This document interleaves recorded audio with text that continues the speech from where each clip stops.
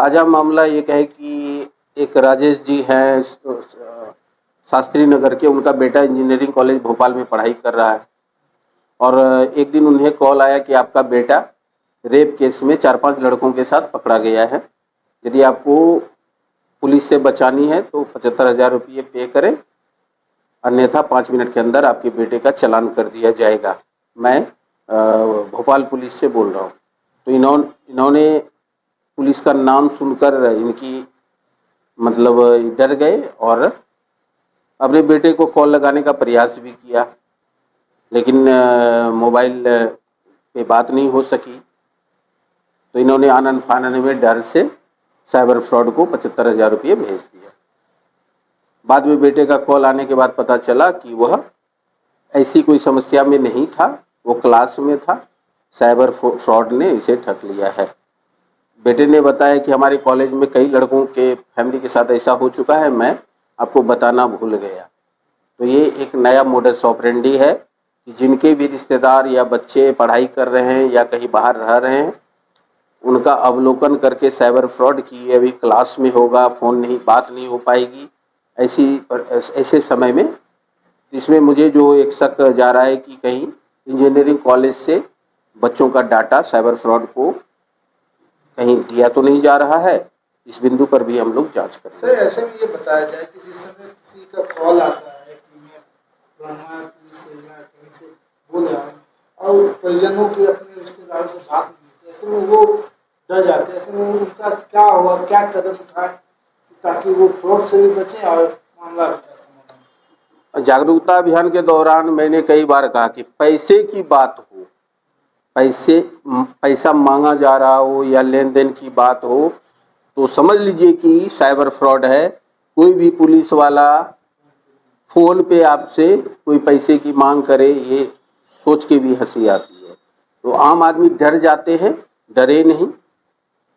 यदि ऐसी कोई बात होती है तो साइबर थाना आकर वो अपनी शिकायत दर्ज कराएं या सलाह लें, हम लोग सलाह भी देंगे, या निकटवर्ती थाने में जाके बोलें कि ऐसा हुआ है, या किसी अन्य व्यक्ति से सलाह लें। घटना ये है कि 25 अप्रैल को हमारा मतलब मेरे को एक कॉल आया लगभग 11:30 बजे।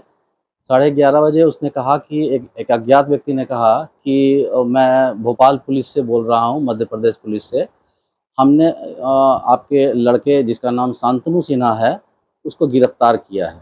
उसके साथ 4 लड़के और भी हैं और चारों ने जुर्म कबूल कर लिया है, बाकी आपके लड़के ने जुर्म कबूल नहीं किया है।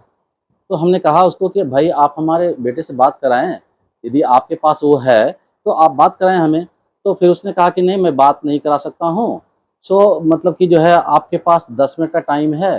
वो एक रेप केस में फँसा हुआ है और एक मिलिट्री मैन की आदमी, यदि आर्मी की बेटी है जिसका रेप हुआ है, जिसमें वो जिस कांड में वो शामिल है, वो लड़की मर चुकी है और हमको बहुत दबाव है ऊपर से कि इसको गिरफ्तार किया जाए और गिरफ्तार करके जेल भेजा जाए। आपके पास 10 मिनट का टाइम है। यदि आपको छुड़ाना है तो इसको आपको 75,000 रुपये देने हैं।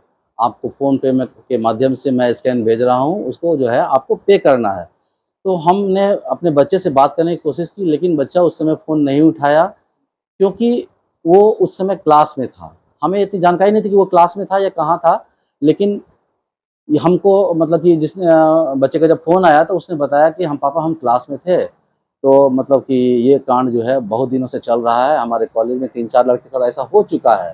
तो उस व्यक्ति को मैंने 75,000 डर से, भयवश कहिए, कि अपने बच्चे को छुड़ाने के लिए 75,000 रुपये हमने उसके फ़ोन पे के माध्यम से उसको पे कर दिया।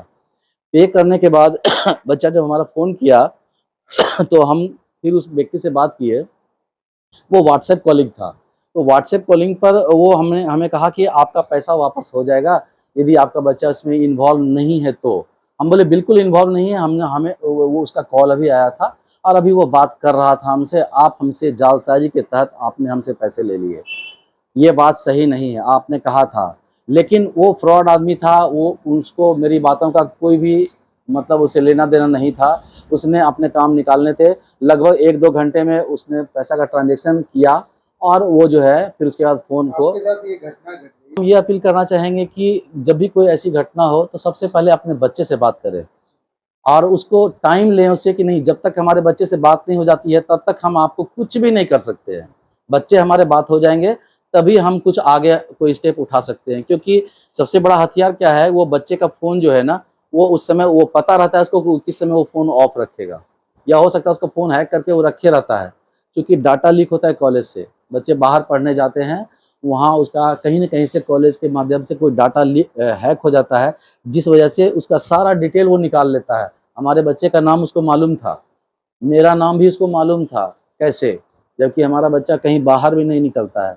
तो हम लोगों से ये कहना चाहेंगे कि कृपया कर अपने बच्चों से बात करके ही कोई काम, कोई किसी भी तरह का पेमेंट लेना-देना हो, किसी भी व्यक्ति का, अज्ञात व्यक्ति का कॉल हो, तो या तो उसको काट दें या फिर कुछ ऐसा धमकी दे रहा हो तो अपने बच्चे से बात ज़रूर कर लें।